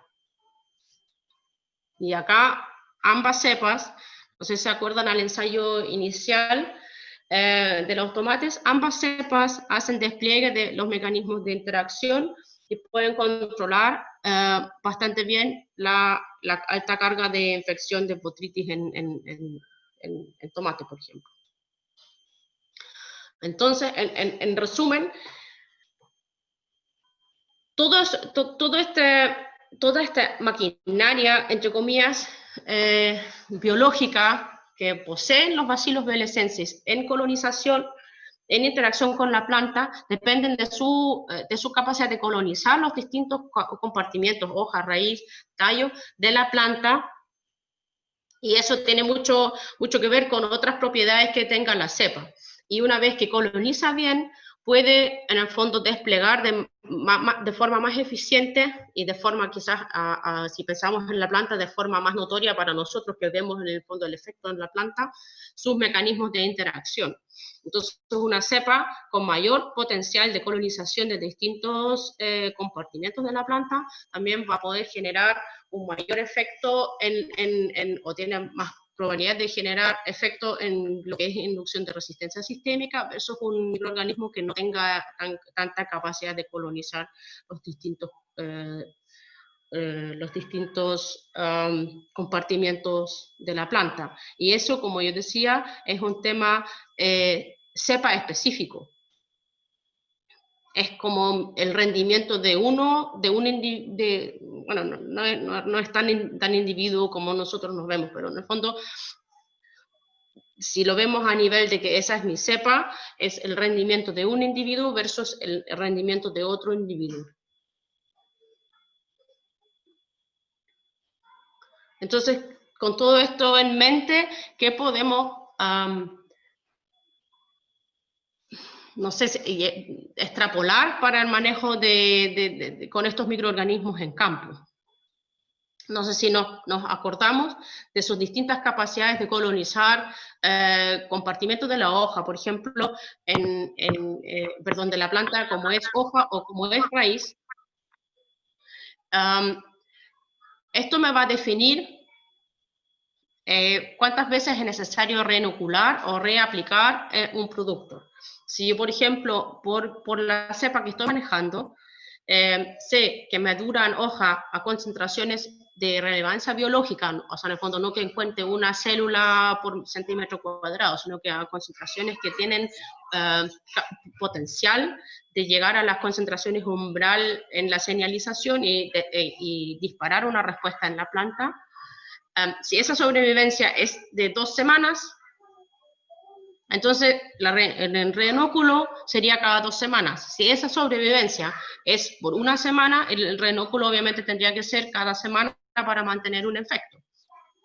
Lo mismo para las aplicaciones de raíces, donde hay estudios, más estudios que sobre la colonización de hoja. En raíces se sabe que de distintas cepas comerciales de Bacillus belicensis son capaces de sobrevivir entre 2 semanas a 1 mes en contexto de colonización de raíz. Entonces, si yo tengo una cepa que sobrevive 1 mes, bueno, mis reinóculos son cada mes. Y si yo tengo una cepa que solo sobrevive a mayores concentraciones, 2 semanas, bueno, tendría que hacer un programa de aplicación acorde a esa sobrevivencia. Y eso siempre va a ser un tema específico de cada cepa. Ahora, yo agricultor o persona usuario final, ¿cómo yo sé eso? Bueno, eso saber eso y entregar esa información es tarea de quienes tienen el producto. O sea, en el fondo, eso es un tema de estudio de las propias cepas. No es igual, como vimos acá, por ejemplo, en el ejemplo de la hoja. Estas 2 cepas fueron aislados en el mismo escrutinio, fueron tratados de la misma forma y fueron aplicados y todo eso bajo la misma forma. Y vemos desempeños muy diferentes en ciertos contextos. Y asimismo hay cepas, como yo dije, que sobreviven en raíz 2 semanas o 1 semana o 4 semanas. Eso es algo que quien tenga el producto tiene que venir como en la información del manual. El manual, las instrucciones de uso del producto. No hay forma de que bueno, habría que hacer mucha prueba y error como usuario final para llegar a acercarse a esto. Entonces, esa es una información que debería de venir en la etiqueta y en el fondo también en conjunto con los programas de aplicación. O sea, las dosis, por ejemplo, y como digo, la frecuencia del reinóculo. Después, por ejemplo, ¿cuántas veces yo necesito reinocular? Eso va a depender del tipo de cultivo que yo tengo. Hay cultivos que son de corta vida y hay otros cultivos de más larga vida. Entonces, obviamente, a lo largo de su desarrollo como planta, tienen distintas necesidades. Entonces, una experiencia que nosotros hemos tenido es, por ejemplo, en hortalizas, hasta el comienzo del cuaje del primer fruto, tiene mucho impacto si yo hago varias reinoculaciones de mi microorganismo benéfico. Cuando yo me sobrepaso ya digamos, de la formación de los primeros frutos, en tomate o en pimentón, no tengo un gran impacto sobre seguir reinoculando el microorganismo. Pero eso es una planta anual. Si yo me cambio a una planta de larga vida como es un frutal, este ciclo es anual, o sea, todos los años el frutal de su descanso de invierno, en primavera rebrota, genera raíces nuevas y después tiene un ciclo de crecimiento hasta la cosecha y después en el invierno en general entran en descanso otra vez. Entonces acá tenemos, por ejemplo, el caso de vid y vemos que más o menos para la zona centro-norte, tenemos acá un crecimiento muy fuerte de raíces en la primavera, después un descanso sobre el verano y hacia el final de la temporada, así como fines de marzo, en abril, vuelve a crecer nuevamente la raíz en preparación de lo que va a ser el brote de primavera. Entonces, esta ventana de tiempo y esta ventana de tiempo son de particular interés para estimular el crecimiento de la raíz de la planta. En esta ventana entre medio, a lo mejor yo podría tratar de estimular toma de nutrientes o fertilizaciones foliares con la planta usando microorganismos benéficos.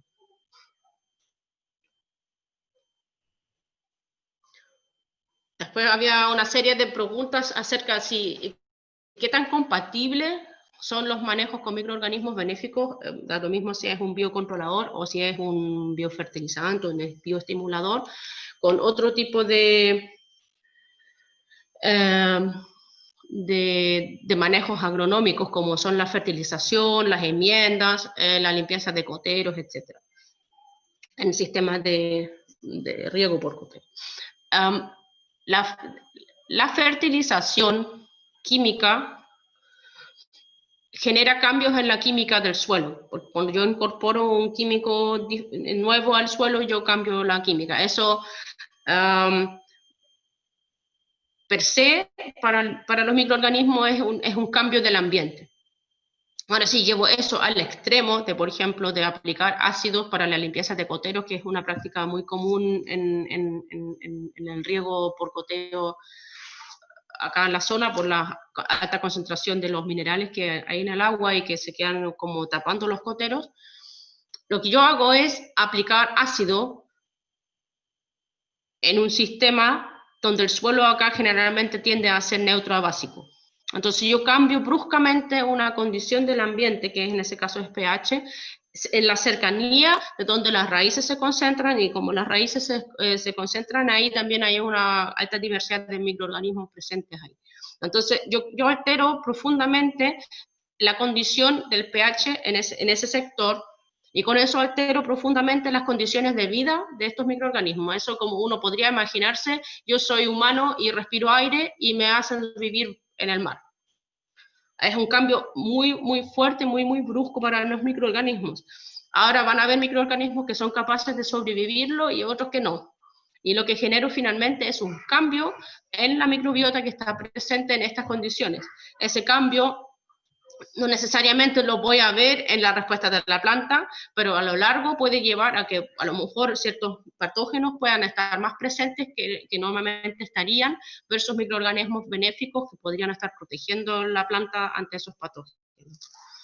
El trabajo de enmiendas, al menos acá en la zona norte, donde hay baja disponibilidad de microorganismos, perdón, de materia orgánica en el suelo, que limita la presencia de microorganismos, siempre eso es bueno. O sea, en el fondo la incorporación dosificada de materia orgánica en el suelo siempre apoya a una buena formación de microbiota de suelo, y también apoya a que el suelo pueda mejorar su condición de buffer ambiental. También, en el fondo, el manejo fitosanitario. Hay muchas preguntas acerca si los microorganismos benéficos sobreviven o son compatibles con distintos compuestos antifúngicos convencionales, o también de nematicidas como este. Y sí lo son, y a ratos no lo son. O sea, por ejemplo, en Amistad tenemos sobrevivencia a ciertas concentraciones, y si exageramos, que de repente puede ocurrir en el manejo agrícola, reduzco la tasa de sobrevivencia de los microorganismos. Hay otros compuestos activos antifúngicos, en este caso, donde un aumento de la dosis no genera en primera instancia un impacto en el crecimiento de estos bacilos en cuanto a su crecimiento en placa. Son antecedentes que se pueden generar.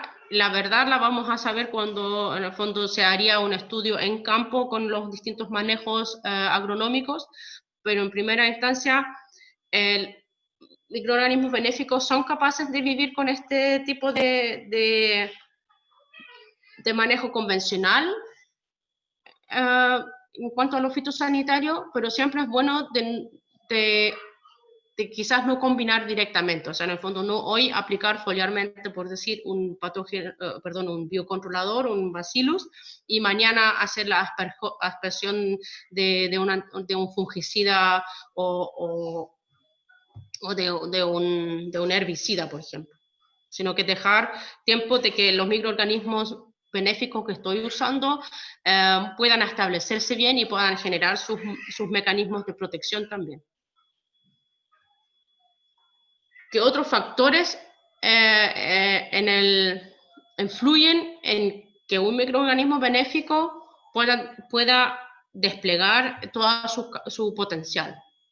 Bueno, ahí hay muchos aspectos del suelo, de la planta y ambientales, ¿no? Entonces, por ejemplo, el tipo de suelo, si estoy pensando en aplicaciones a raíz, el tipo de suelo con las condiciones químicas, como por ejemplo el pH que trae, van a definir si mi microorganismo que estoy aplicando va a tener competencias para sobrevivir a esta condición. La temperatura del suelo influye mucho sobre en general sobre la actividad de los microorganismos, pero también puede influir sobre la tasa de crecimiento de uno o otro microorganismo en particular más que sobre otros. El adecuado manejo del riego es un tema porque todos los procesos que desarrollan los microorganismos del suelo en conjunto con las plantas requieren de un suelo con una humedad adecuada, ¿no? Ni muy seco ni muy húmedo. Entonces, si yo soy capaz con mi dosificación de riego de generar condiciones de humedad, entre comillas, agradable para los microorganismos, voy a tener un mejor despliegue de la actividad. Después, el tipo de planta con el cual yo estoy trabajando también me va a influir si el microorganismo es capaz de establecer una interacción o no. Entonces, por ejemplo, yo podría tener un Bacillus velecensis que me funciona espectacular con, por ejemplo, hortalizas tipo tomate o pimentón, y me funciona súper bien con frutales, pero no me funciona con maíz, ni me funciona con lechugas, o ni me funciona con zapallo, y viceversa. Eso es un tema de interacción y comunicación que la cepa pueda establecer con sus plantas hospederos. Eso también, de nuevo, es un punto que cepa específico. Y finalmente, como ya lo hemos mencionado antes, muchos de lo que son manejos del suelo y del cultivo influyen sobre la capacidad del microorganismo de establecerse y de permanecer en el campo. Entonces, por ejemplo, si pensamos en micorrizas, el tema del arado es un tema, porque las micorrizas establecen redes de crecimiento en el suelo, y si yo paso con los discos de arado, yo corto esas redes y las trozo en 1000 pedazos. Entonces, ¿esas redes se pueden reconformar? Sí, pero toma tiempo. Entonces, mientras que se reconforman las redes, los microorganismos en el fondo están, por así decir, ocupados en esa acción, y no en a lo mejor poder apoyar a la disposición o transporte de nutrientes hacia la planta, porque no pueden tampoco porque la red está cortada. Asimismo, el manejo, por ejemplo, de nuevo con el arado, o el vertir la tierra en el suelo, ahí hay una estratificación, o sea, en el fondo la parte que está cerca de la superficie es distinta ambientalmente hablando a la que está 10 centímetros más abajo, a la que está 20 o 30 o 50 centímetros más abajo. ¿En qué sentido? Bueno, hacia arriba tengo la exposición hacia el sol, tengo en el fondo a lo mejor más fluctuación de la humedad por la superficie y el rocío que pueda entrar, tengo otros niveles de radiación, tengo otro nivel de oxigenación del suelo, y hacia las profundidades del suelo el tema de humedad y temperatura va a ser más estable, pero por ejemplo los niveles de oxigenación son otros. Cuando yo tomo el suelo y lo vierto, doy vuelta en el fondo el sistema de pie a cabeza, y los microorganismos que están felices viviendo cerca de la superficie y desplegan sus funciones ecológicas de disponer nutrientes, de interactuar con la planta, ahora quedan 30 centímetros bajo suelo, donde no son nada felices porque les falta el oxígeno y les falta, no sé, la radiación solar, mientras que los que estaban felices 30 centímetros bajo suelo, ahora quedan a la superficie y tampoco están felices porque ellos no están acostumbrados ni adaptados a vivir con ese tipo de ambiente, o sea, demasiado oxígeno, demasiado sol, y en el fondo pierdo la estructura funcional que tiene el suelo. Como pierdo la estructura funcional, ¿se puede regenerar? Sí, pero de nuevo, igual que con las micorrizas, toma tiempo. Entonces, esas intervenciones fuertes, en el fondo, me hacen entrar al suelo en una especie de estado de latencia, de reestructuración, y una vez que se reestructura el suelo, va a poder recuperar las funciones. Si esas funciones lo hacen los mismos microorganismos que lo hacían antes, eso está escrito en otra hoja, ¿no? O sea, en el fondo acá muchos microorganismos tienen muchas potencialidades y algunos son más adaptados a una condición y otros a otros. Y lo que finalmente, a nosotros como seres humanos en el contexto agrícola nos interesa es que desplieguen cierta función. Entonces, si yo tengo fijadores de nitrógeno, me da lo mismo quién exactamente lo hace, mientras que exista la función de fijar nitrógeno. O si necesito biocontrolar, específicamente me da lo mismo quién lo hace, mientras que exista la función, ¿no? Entonces, en ese sentido, el microorganismo, ni el benéfico que yo pueda manejar, ni los que están en el suelo funcionan solos, sino que funcionan en conjunto con los demás. Y lo que finalmente yo veo es la funcionalidad del que yo aplique más de todos los demás.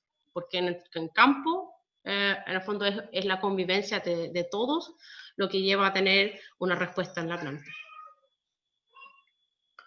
Y bueno, para cerrar, unas palabras finales, donde el uso de microorganismos benéficos es una estrategia que permite una adaptación productiva de la agricultura ante desafíos actuales, como por ejemplo las exigencias de mercado de reducción de uso de los fungicidas convencionales o pesticidas en general convencionales, y también ante condiciones de cambio global o cambio climático en cuanto a lo que es disponibilidad de agua o disponibilidad de ciertos recursos para el crecimiento en agricultura.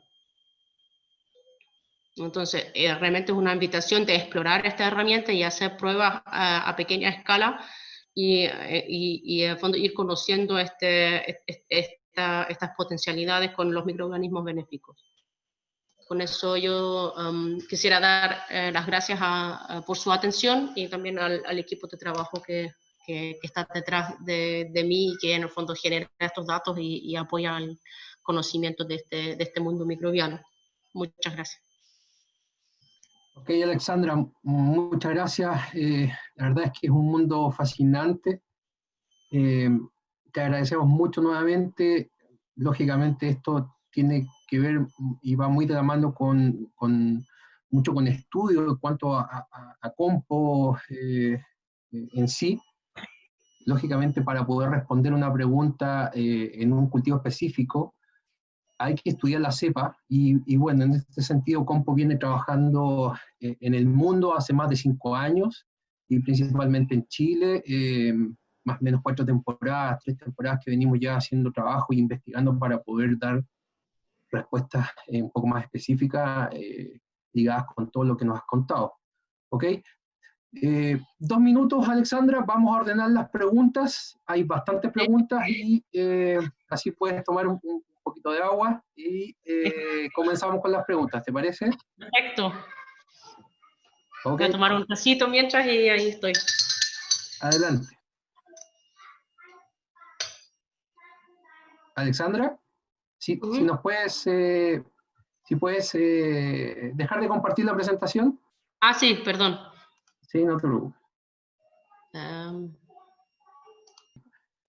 Ok, aquí vamos a ir conjunto con Marco, vamos a ir haciendo las preguntas. Hay algunas que están relacionadas con Bitánica, por supuesto, si podemos contestarlas, bienvenidos, ok. Partimos. Dice, Rosa pregunta, buenos días, no alcancé a captar si Bitánica contiene microorganismos y cuáles. Ok,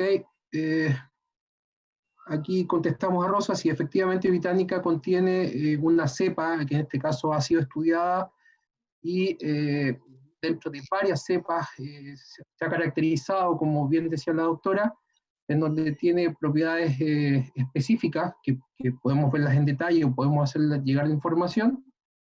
¿Y qué cepas? Bueno, en este caso es la cepa CDX, R6CDX, ¿ok? Que está estudiado, patentada. Dice Felipe, buenos días. ¿Tienes datos de efecto de Bitánica recepta en vinífera frente a oidiobotritis? Sí, Felipe, tenemos como más o menos 3 o 4 ensayos donde hemos enfrentado o hemos inoculado la vid con Bitánica. te podemos hacer llegar específicamente el resumen con los ensayos, no hay ningún problema. Ok, aquí van directo preguntas a Alexandra para ti. Dice, Nicolás pregunta, hola doctora, ¿qué diferencia habría entre control y destrucción? ¿El control no incluiría la destrucción? O sea, digo, ¿un biocontrolador podría comportarse como un bioplaguicida? Sí, o sea, en el fondo esta clasificación es al principal modo de acción, ¿no? Entonces, sí, si hay un contacto directo, generalmente los bacilos pueden, digamos, matar, para decirlo en palabras sencillas, las hifas del hongo, pero finalmente en el caso de botrytis no mataría el hongo, mataría partes del hongo, no todo el hongo, no destruye, que es distinto a un hongo entomopatógeno que en el fondo infecta al insecto y finalmente mata al insecto creciendo dentro de él, ¿no? Ok, Alexandra. Doctora, de Jaime Julián pregunta, ¿lograron medir aumentos de auxinas en las plantas? Nosotros solo medimos la producción de auxinas en las cepas, pero existen estudios donde sí vieron el aumento de auxinas, los niveles de auxinas en las plantas. Se ha reportado. De José Gutiérrez, hola doctora, de acuerdo a la última actualización fitopatológica, el Bacillus amyloliquefaciens pasó a llamarse Bacillus velecensis, o sea, lo más correcto es señalar que Británica receta contiene la cepa R6-CDX de Bacillus velecensis. Sí. Sí, o sea, en el fondo ese es un tema de taxonomía de microorganismos, ¿no? Entonces, ese estudio del 2016, en el fondo tomó todos los antecedentes disponibles de este grupo emparentado alrededor del Bacillus amyloliquefaciens y subtilis, y se determinó de que anteriormente a estos existía la descripción de Bacillus velecensis y que todos ellos son lo suficiente similar para asumirlo como una especie. Entonces sí, lo correcto en estos momentos, que no quiere decir que el próximo año pueda cambiar de nuevo, pero en estos momentos lo correcto sería hablar de Bacillus velecensis. Ok, doctora. Wilmer pregunta, muy buenos días, doctora. Una consulta, ¿cuál es el modo y mecanismo de acción si aplicamos para tratamientos de Mycophaeria fijiensis? Ventajas y desventajas. ¿Ha trabajado en hoja simple para medir el efecto fungestático? No sé si se entiende. Bueno, yo asumo que es un hongo, no conozco el patógeno en particular.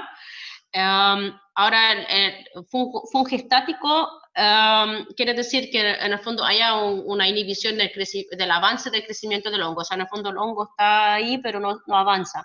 Y eso puede ser temporal, como puede ser permanente. Eso es, en el fondo, si es más permanente, es la acción de los lipopéptidos, que en el fondo mientras que el microorganismo está presente y exuda esto, va a frenar el crecimiento del hongo.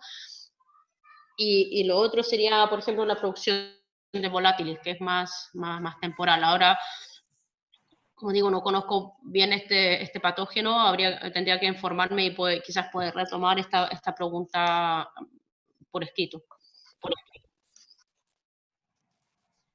Rosa pregunta, además de botrytis, ¿qué otros hongos puede controlar Bacillus velecensis? Estos bacilos son conocidos, generalmente pueden controlar bien hongos necrotróficos como es botrytis, pero también pueden, o sea, en el fondo, pueden controlar, sabemos que controla Alternaria, sabemos que controlan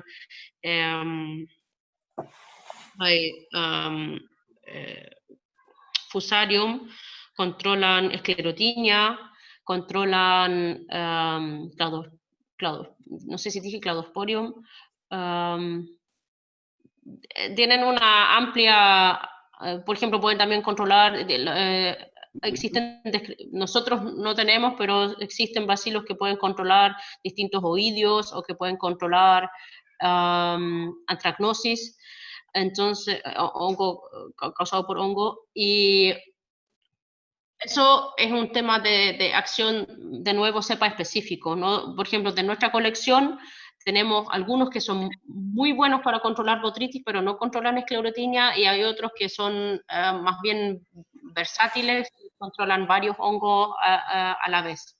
Entonces, ese es de por sí son capaces de controlar muchos hongos patógenos y también bacterias, pero quién en particular, eso es un tema es cepa específico.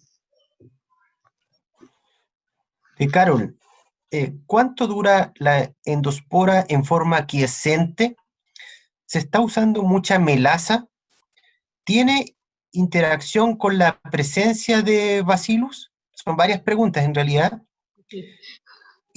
¿Y Bacillus está presente en forma natural en el suelo virgen o tiene que comprarse en un laboratorio? No, los bacilos, para partir de atrás hacia adelante, los bacilos están ampliamente presentes en el ambiente. También, por ejemplo, nuestros aislados son de cultivos acá de la zona o también de plantas nativas de la zona. No es algo que uno tenga que incorporar. Lo que yo hago, y yo entre comillas, o uno, hace con el manejo de estos microorganismos benéficos es aumentar su presencia en el suelo. Entonces, y a la medida que yo aumento con un microorganismo benéfico, en el fondo le doy una ventaja competitiva versus los otros, y en el fondo con eso una probabilidad de que pueda desplegar su interacción más fuertemente con la planta, porque hay más números, ¿no? Hay más probabilidad de llegar a interactuar, ¿no? Pero si hablamos si en un suelo natural están, sí están, pero están dentro de la comunidad con los muchos y no necesariamente su presencia tenga un mismo efecto benéfico como la agregación de uno adicional. La melaza, si se usa mucho, tiene que ver con la estabilización y nutrición del caldo. Perdón, ese es un tema del lenguaje. ¿Qué es quiescente? No, yo no lo sé. No sé si está Carol por ahí, Carol Miller. Si no, no.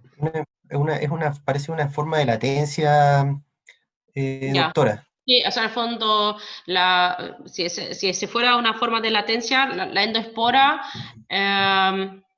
gracias. La endoespora sí es una forma de permanencia, de perduración, ¿no? Entonces, cuando el cultivo, si pensamos en un producto como es el Vitánica, cuando yo hago el caldo para producir este microorganismo a la cantidad que se requiere para poder venderlo como producto, yo lo llevo de un estado inicial, un estado juvenil, a un estado de adultez dentro de un bioreactor. Entonces, cuando llega a su estado de adultez, por un tema de censar gran concentración de otros microorganismos del mismo tipo, y con eso la proyección de tener escasez en algún momento de nutrientes y en el fondo de llegar a tener que colonizar otros espacios, pasan a esta etapa de formar las endoesporas. Y es lo que realmente uno quiere inducir, porque si yo tengo la endoespora, es más resistente a la célula viva en cuanto a lo que es vida de anaquel. Entonces, yo busco que ojalá mi producto tenga alta concentración de endoesporas, porque esos son como entre comillas, las semillas que yo pueda sembrar para seguir con el ejemplo al usar este producto en el campo. Llegan, y eso también es algo de cómo yo manejo la espora, pero digamos una endoespora de estos bacilos, generalmente un año, un poco más que un año, sobreviven. Ok, doctora, seguimos. Fernando Ponce consulta. ¿De qué depende para que un microorganismo benéfico sobreviva por más tiempo? Bueno, muchas, Amplia. de muchas cosas. Bueno, si pensamos en su sobrevivencia per se, tendría que tener encontrarse en condiciones de, digamos, de nutrición óptima y en el fondo de un hábitat óptimo en el sentido de que no exista para lo que es este microorganismo, no sé, condiciones adversas como radiación, sequía, calor, demasiada humedad, anegación del suelo, por ejemplo, también puede ser malo para algunos microorganismos. Entonces, eso va a depender de quién estamos hablando en particular. Ahora, si pensamos en un producto como este Testobacillus, va a también depender de la interacción que pueda tener con la planta o con los microorganismos que están en el suelo y con los manejos que se hagan, ¿no? Entonces, generalmente si yo pienso en un cultivo casi orgánico, sin manejo de químicos convencionales de agricultura, las cepas nuestras al menos sobreviven en suelo, en interacción con la planta, fácilmente 3 semanas. Ok, Alexandra. Y si me permito, digamos, sumar, y si hablamos de la parte aérea, Alexandra, doctora, si hablamos de la parte aérea en términos de duración, tiene que ver mucho con rayos UV, con temperaturas, con humedad. Claro, o sea, ¿es más específico? Claro, por eso hice el ejemplo de la sobrevivencia en hoja y en raíz, ¿no? Porque en el fondo el contexto de sobrevivir en hoja es diferente. Entonces los mismos microorganismos pueden ser más aptos o menos aptos por su característica propia de sobrevivir en este contexto. Por eso yo tomé el ejemplo de las 2 cepas que estaba comparando, que en suelo tenían características similares, pero en hoja en el fondo finalmente comportaban muy diferente, porque como yo decía, el hábitat de hoja es muy diferente, ¿no? Entonces ahí hay otras condiciones de nutrición, de luz, de humedad, de espacio físico donde yo crezco, y eso va a influir en la sobrevivencia de la cepa. Y hay cepas que naturalmente viven en la hoja, en la filósfera, sobre hoja. Entonces esas poseen mecanismos de adaptación a este hábitat y claramente van a ser muy capaces de sobrevivir en esas condiciones. Rosa pregunta, entonces, después de hacer un manejo que cambia el pH de suelo en la zona radicular, espero unos días y luego aplico Bacillus velecensis para fortalecer frente a patógenos que se puedan desarrollar. Claro, sería, o sea, sí, sobre todo si se hace manejos así como de temas de pH, es bueno de esperar que el suelo como que porque el suelo es como y aunque suene raro, es una solución buffer, porque en realidad el suelo contiene, aunque parezca seco, harta porcentaje de agua aún. Entonces, dentro de la química del suelo es capaz de amortiguar ciertos manejos. Entonces, si yo doy un tiempo, recupera su equilibrio. Entonces, siempre si yo tengo que hacer unas intervenciones fuertes en suelo, es bueno de dar un tiempo para que el suelo se pueda restablecer, ¿no? Lo mismo para el manejo con antifúngicos o con cobre o con estas aspersiones de productos ¿cómo se llama? De azufre, con productos con azufre. Es lo mismo. Carol pregunta, ¿los fosfitos están de moda? ¿Influyen?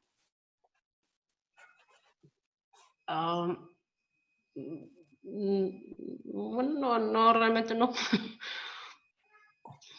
Alexandra, lo que pasa es que los fosfitos de potasio también dentro de las aplicaciones o aspersiones foliares también se usan vía fertirriego. Son productos relativamente ácidos, por lo tanto yo creo que por ahí va la pregunta, principalmente en el suelo, si existiría alguna interacción con los bacillus, ¿ok? En términos de cambio de pH, creo que por ahí podría ser en la consulta. O sea, bueno, si la aplicación es a suelo, es distinto, ¿no?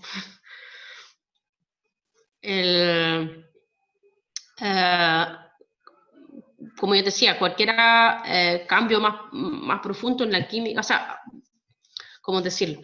Los microorganismos en su interacción en el suelo entre sí y con la planta también generan condiciones localmente más ácidas que el entorno. Pero eso es como que, hay que imaginarse, no sé, es como yo tengo un vaso y dentro del vaso es levemente más ácido que el entorno y le valso encima una piscina con agua más ácida. Entonces ese es el manejo que yo puedo hacer cuando aplico productos ácidos al suelo. No sé si me explico en cuanto al tamaño. Para que los microorganismos puedan desarrollar su acción, generalmente también localmente influyen en el pH del suelo, pero son influencias más locales y más puntuales. Y un cambio a gran escala del pH del suelo es lo que finalmente me hace cambiar la microbiota. No es que necesariamente me mate todos los microorganismos, pero cambia su relación entre sí, y ese cambio en la relación entre sí lleva a cambios en su funcionalidad. No sé si me explico. Sí, efectivamente, doctora. Sí. Eduardo Flores pregunta, buenos días, ¿tiene antecedentes sobre aplicaciones de microorganismos para el control invernal de enfermedades provocadas por bacterias, tanto en cerezos como en nogales? Nosotros, o sea, por ejemplo, esto me imagino que podría referirse a Pseudomonas syringae. No sé dónde está la pregunta ahora, bueno, en fin. Ahí está, sorry. Nosotros no hemos trabajado mucho con enfermedades en frutales, pero sí conozco productos o conozco cepas que tienen efecto contra enfermedades bacterianas en frutales. Ok. Ok, doctora. Manuel Guajardo. Es un tema que se está investigando mucho en el centro, o sea, digamos, el centro de Chile, pero al sur de Santiago, es el efecto de Pseudomonas syringae en distintos frutales, en cerezos, en kiwi, ahí. Eso principalmente, en palto, no palto. No, Ok, doctora. y kiwi. Ok. Manuel pregunta, debido a los múltiples factores que afectan los microorganismos en el suelo, ¿sería conveniente aplicar diferentes cepas en cada aplicación? Ese es un tema de larga discusión, ¿no? Porque si pienso en la parte ecológica, estos microorganismos funcionan, el efecto que yo veo no es meramente el efecto no es tan esquemático como que yo tengo a alguien bueno y lo aplico y ese alguien, porque es bueno, tiene un efecto bueno en la planta, sino que ese alguien bueno, este microorganismo bueno, no solamente interactúa con la planta, sino que también con todos los microorganismos presentes en el suelo. Entonces lo que finalmente veo en la planta es la sinergia entre el efecto del microorganismo y en el fondo sobre la planta y sobre la comunidad, y después de la comunidad que estaba en el suelo sobre la planta de nuevo. Entonces es un tema bastante más complejo.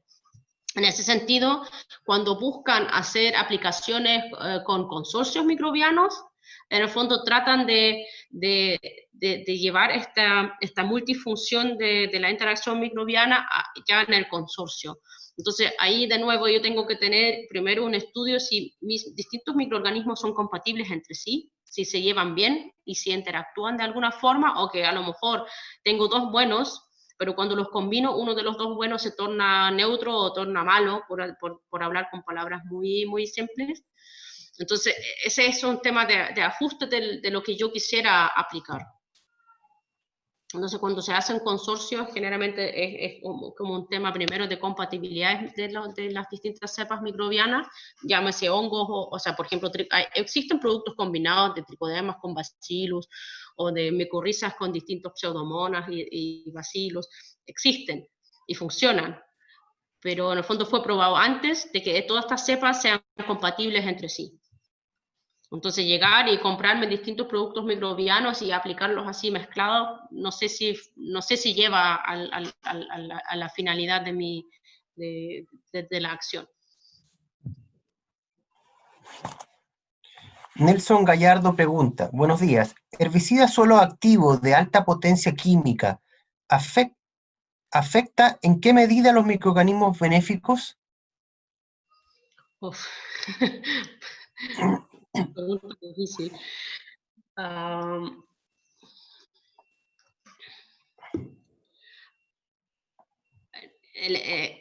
Realmente, a mi estado de conocimiento, no hay muchos estudios que vean el efecto de la aplicación, el uso de herbicidas sobre los productos benéficos que yo puedo estar usando.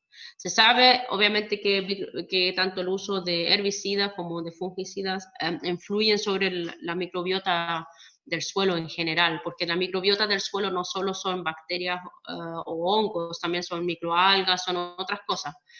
Entonces ahí también tenemos de nuevo presencia de seres vivos en plantas. Pero yo ahora, de la pregunta, instantáneamente, de conocer un estudio, no conozco ninguno. Podría buscar si hay algo, pero yo así, a simple vista, se escapa de mi conocimiento. Ok, doctora, vamos con las últimas tres. Dice Diego, gracias Alexandra por la presentación, muy informativa. Una pregunta, algún comentario con respecto a la complejidad microbiana que hay en el suelo y cómo los productos se enfrentan a este escenario.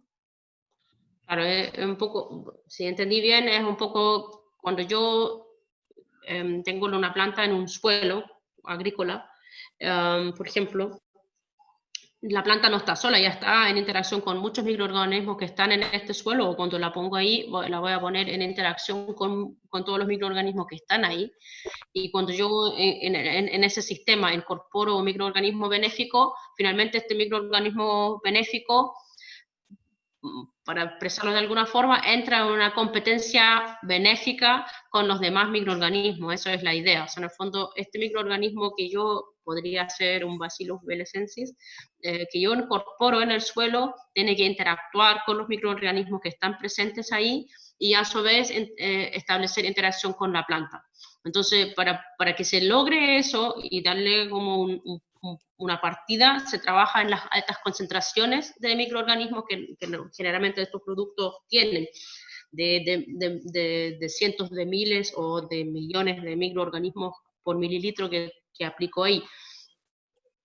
Y finalmente, el microorganismo benéfico que yo aplico articula, como dije anteriormente, la acción de los otros microorganismos. Ese sería el caso ideal, articula esto y en el fondo, en conjunto, el benéfico más lo que ya estaba interactúa positivamente al final con la planta.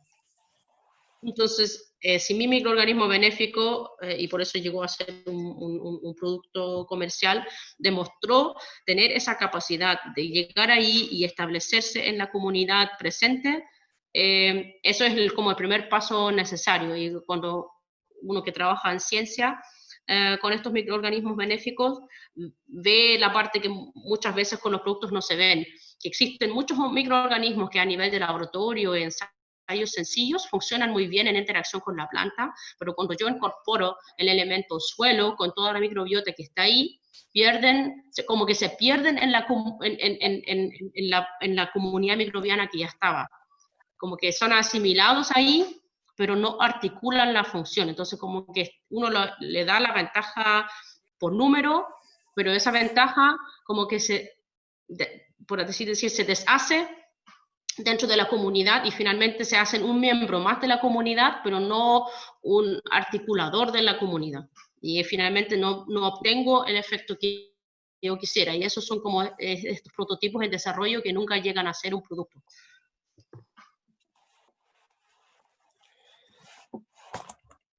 Jorge Castillo realiza 2 preguntas. La primera es, ¿están usando hongos para enfermedad de madera? ¿Qué opina del uso de tricodermas?